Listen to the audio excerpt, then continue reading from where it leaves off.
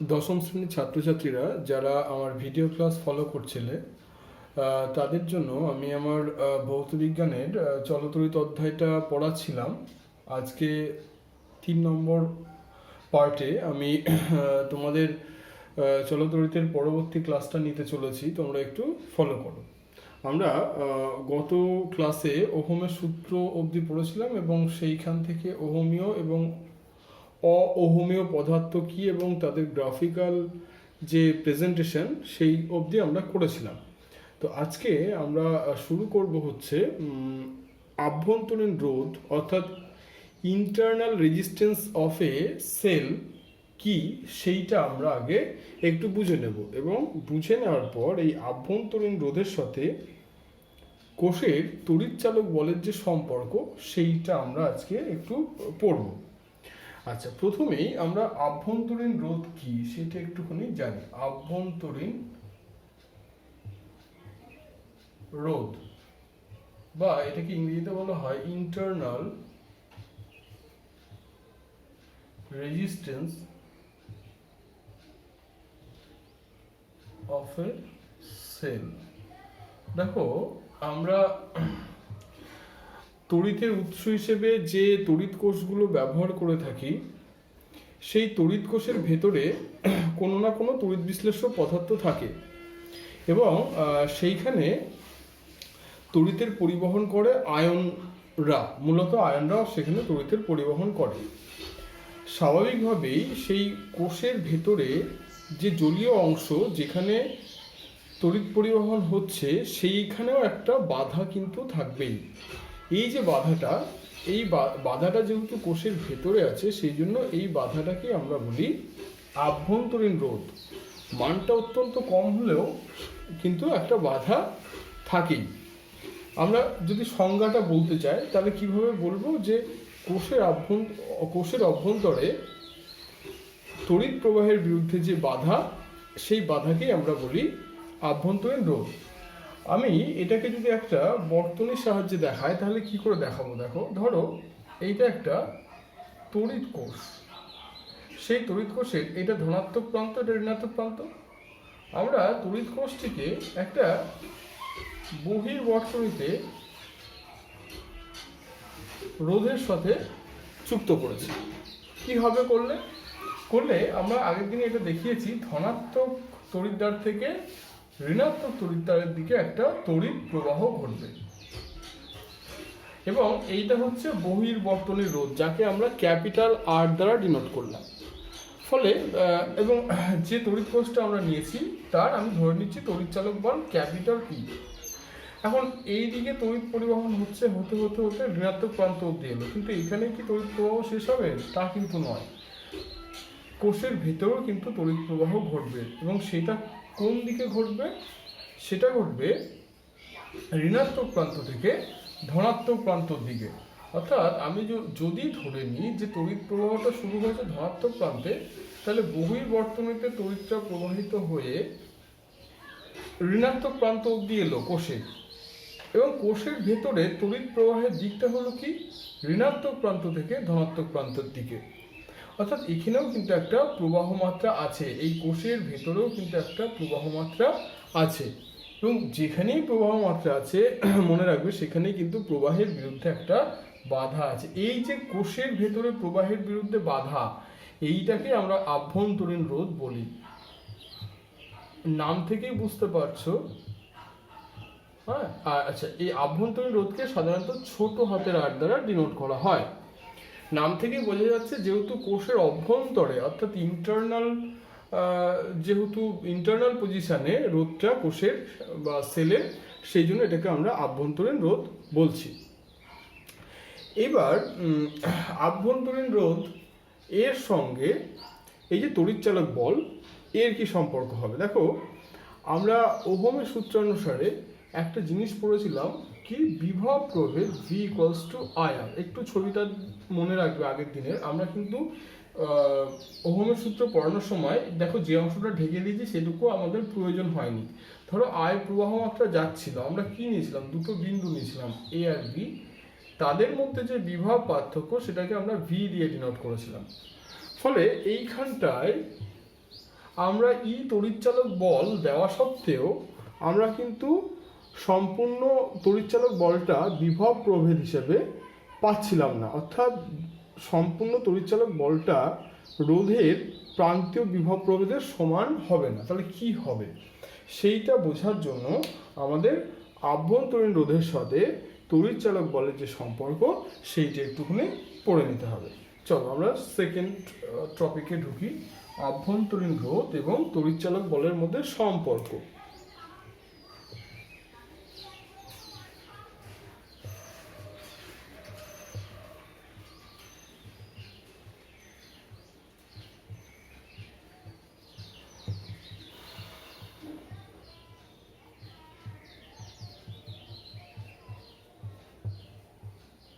দেখো, আমরা যে সার্কিটটা এঁকেছিলাম সেই সার্কিটটাকেই যদি একটু অন্যরকমভাবে আঁকি, অর্থাৎ এই যে সেলটা আমি নিয়েছি থাকলো, বহির্বর্তনীতে বড় হাতের আর মানে বহির্বর্তনী রোধ যেটা সেটা বড় হাতের আরই থাকলো, থাকলো। আভ্যন্তরীণ রোধটাকে আমি ধরছি যেন তার পাশে একটুখানি দেখিয়ে নিচ্ছি যে আভ্যন্তরীণ রোধটা এখানে আছে। That mean this small r is also a part of cell, অর্থাৎ এই পুরোটুকু অংশই হচ্ছে সেল, অর্থাৎ ব্যাটারিটা হচ্ছে পুরোটুকু অংশ দ্বারা ডিনোট করা হলো। তাহলে পরে কি হবে, প্রবাহ মাত্রা যেমন ভাবে আই ছিল এখানেও আই থাকবে, খুব স্বাভাবিক সেটা। তাহলে এখন বর্তনীতে আমরা মোট রোধ কত হবে সেইটা যদি একটু দেখতে চাই, দেখো বর্তনীর রোধ কিন্তু এখন শুধুমাত্র ক্যাপিটাল আর নেই, আভ্যন্তরীণ রোধটাও কিন্তু বহির্বর্তনীর রোধের সাথে জুড়ে যাচ্ছে, অর্থাৎ অ্যাডিশন করতে হবে। কেন অ্যাডিশন করতে হবে সেই পার্টটা আমরা ঠিক পরের দিনের ক্লাসেই জানবো। মনে রাখবো সবসময় সেলের যে ইন্টারনাল রেজিস্ট্যান্স সব সময় সেটা বহির্বর্তনীর রোধের সাথে শ্রেণী সমবায়ে যুক্ত হয়, অর্থাৎ আমি বহির্বর্তনীর যে মোট রোধ বা তুল্য রোধ তার সাথে আভ্যন্তরীণ রোধ সর্বদাই শ্রেণী সমবায়ে যুক্ত হয়। তাহলে আর শ্রেণী সমবায়ে যুক্ত হওয়া এই জিনিসটা যদিও এখনো পড়ানো হয়নি, পরের ক্লাসে তোমরা পড়বে। শ্রেণী সমবায়ের মনে রাখবে রোধের মান সবসময় যোগ হয়ে যায়। তার ফলে এই মুহূর্তে এই বর্তনীর রোধ আমরা শুধুমাত্র বড় হাতের আর বলতে পারছি না, বর্তনীর মোট রোধ হয়ে যাচ্ছে, বর্তনীর মোট রোধ হয়ে যাচ্ছে কি সেটা বড় হাতের আর এর সাথে ছোট হাতের আর, অর্থাৎ আভ্যন্তরীণ রোধ কিন্তু যোগ হয়ে যাচ্ছে।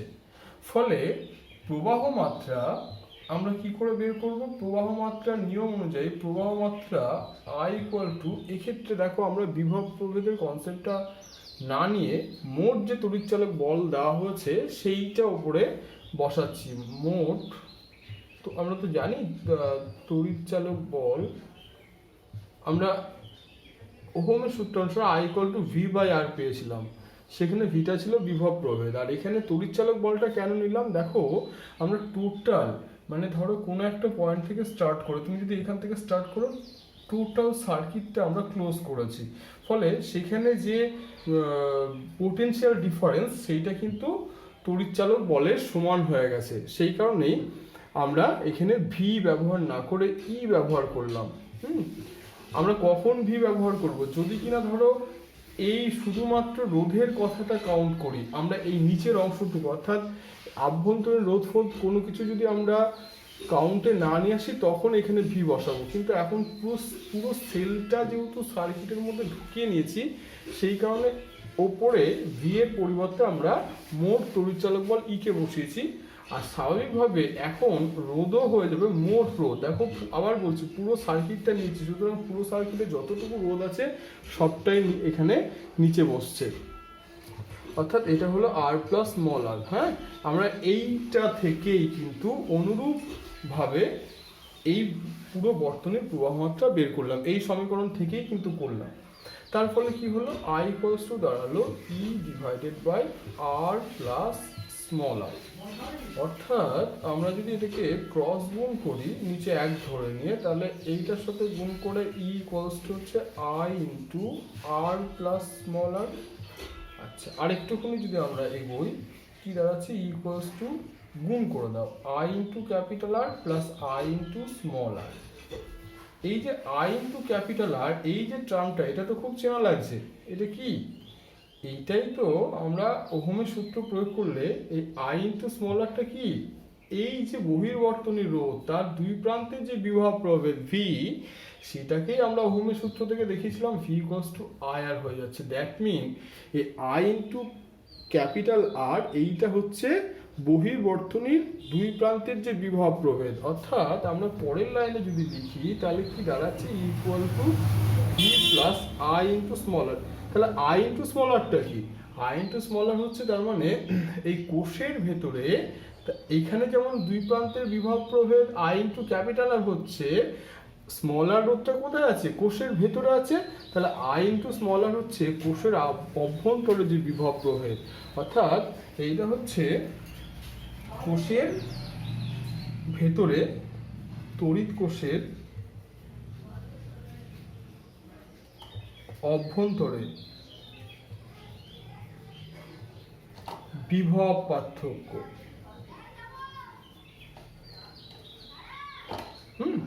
তাহলে দাঁড়ালো যেটা ই, আমি ভিটাকে এদিকে আনছি, ইকুয়াল টু আই আর।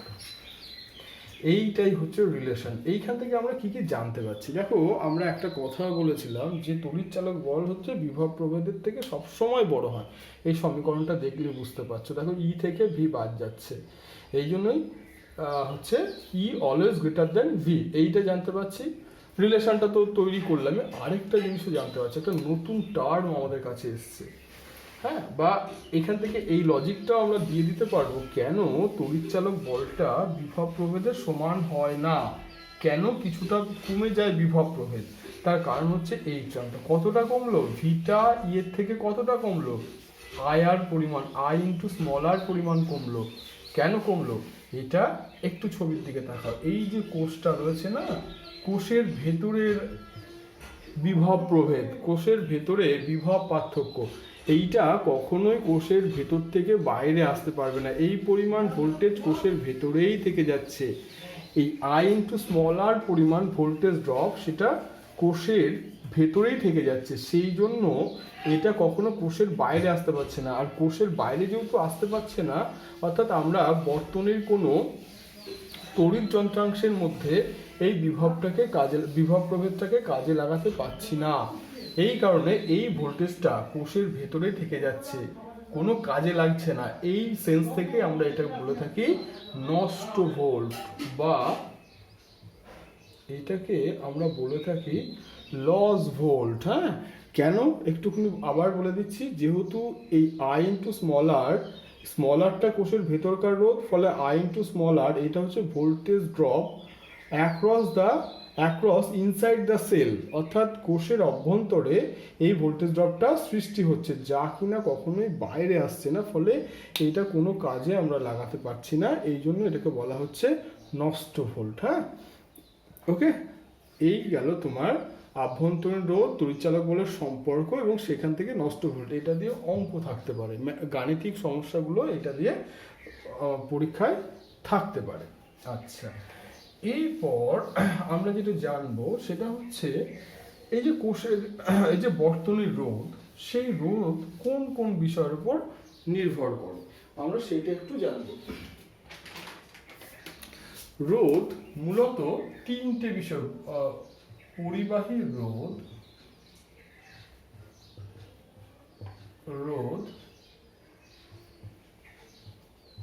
কোশ্চেনটাই লিখছি, কোন কোন বিষয়ের ওপর নির্ভরশীল। দেখো, মূলত তিনটে বিষয়ের ওপর পরিবাহী রোধ নির্ভর করে।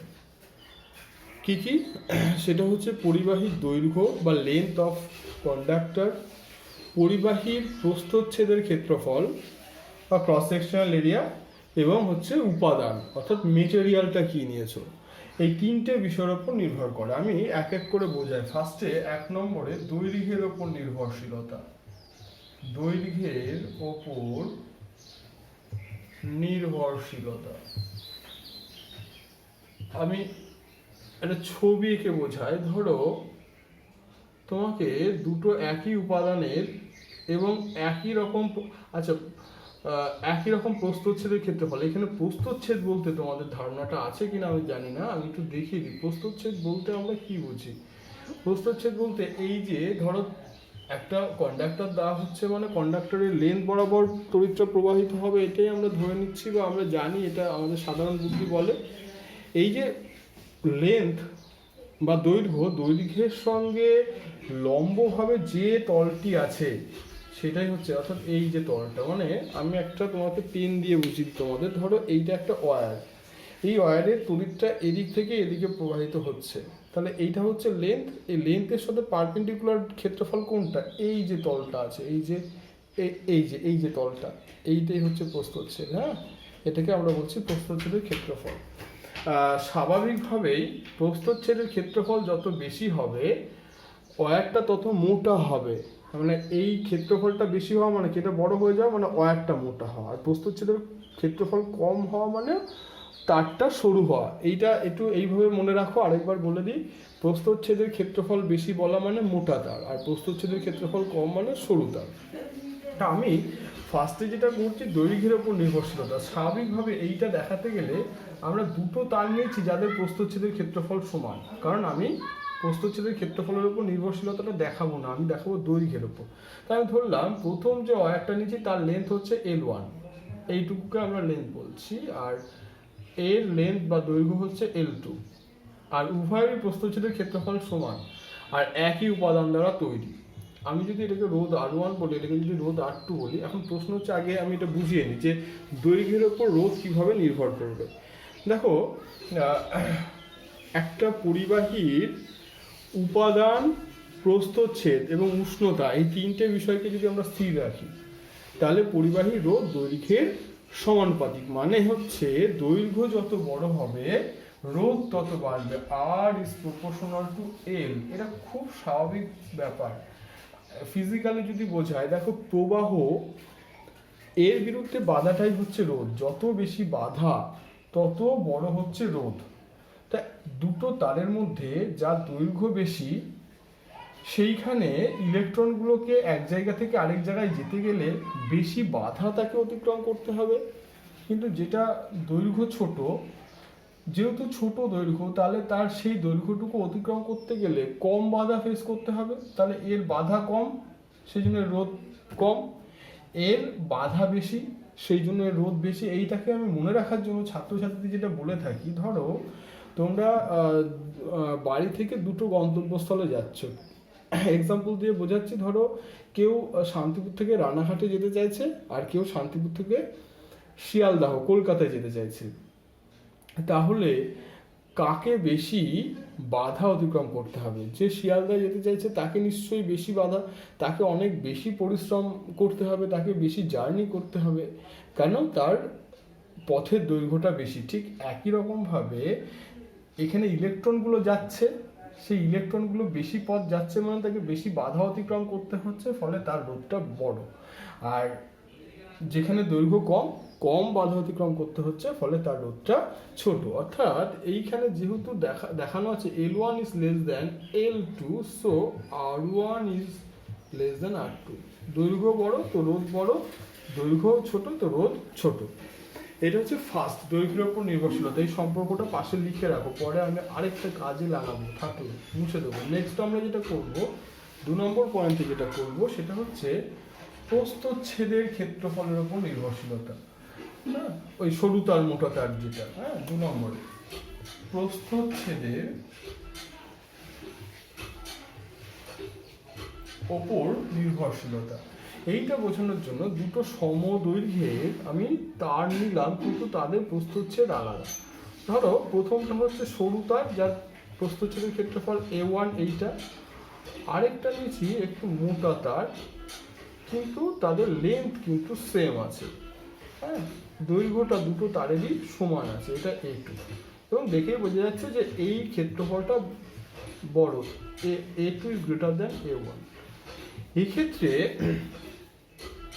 একই দৈর্ঘ্যের এবং একই উপাদানের দুটি তারের যদি উষ্ণতা একই থাকে তাহলে রোধ প্রস্থচ্ছেদের ক্ষেত্রফলের ব্যস্তানুপাতিক।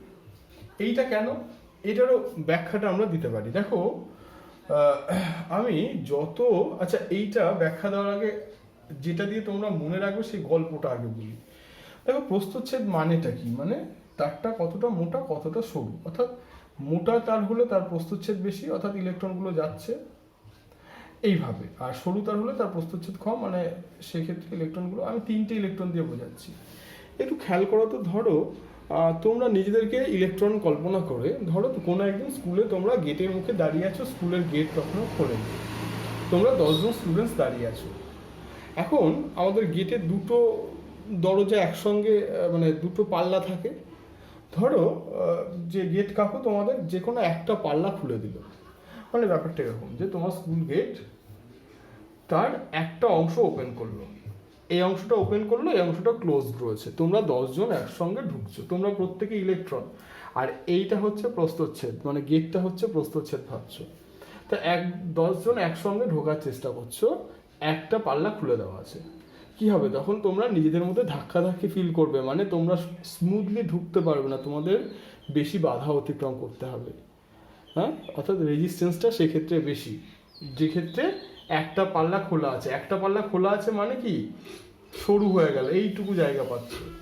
এবার যদি দুটো গেটই খুলে দেওয়া হয়, দুটো পাল্লাই খুলে দেওয়া হয়, তাহলে কি হবে? তুমি এতটা এরিয়া পেয়ে যাচ্ছ, তখন দেখবে তোমরা স্মুথলি ঢুকতে পারছো দুটো পাল্লা খুলে দিলে। অর্থাৎ এরিয়া যত বড় করে দেওয়া হচ্ছে, রেজিস্ট্যান্স তত কমে যাচ্ছে।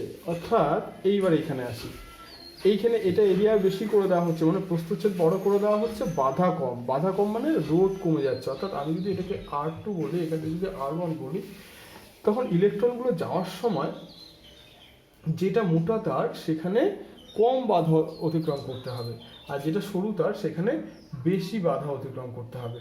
সেই কারণে আমরা বলতে পারি রোধ হচ্ছে প্রস্থচ্ছেদের ক্ষেত্রফলের ব্যস্তানুপাতিক। অর্থাৎ যেহেতু এখানে দেখতে পাচ্ছি A1 is less than A2, ব্যস্তানুপাতিক হওয়ার ফলে R1 is greater than R2, মানে সরু তার মানেই হচ্ছে তার রোধ বেশি। বোঝা গেছে? সরু তার মানে হচ্ছে রোধ বেশি, মোটা তার মানে হচ্ছে তার রোধ কম। ওকে, তাহলে এই একটা রিলেশন, এই দুটো রিলেশন পেলাম। এখন 3 নম্বর বিষয়টা কি? 3 নম্বর বিষয়টা এই দুটো সম্পর্ককে একত্রিত করে আমরা পাই, সেটা হচ্ছে উপাদানের উপর নির্ভরশীলতা। সেটা একটু দেখায় থার্ড পয়েন্টে, উপাদানের উপর নির্ভরশীলতা।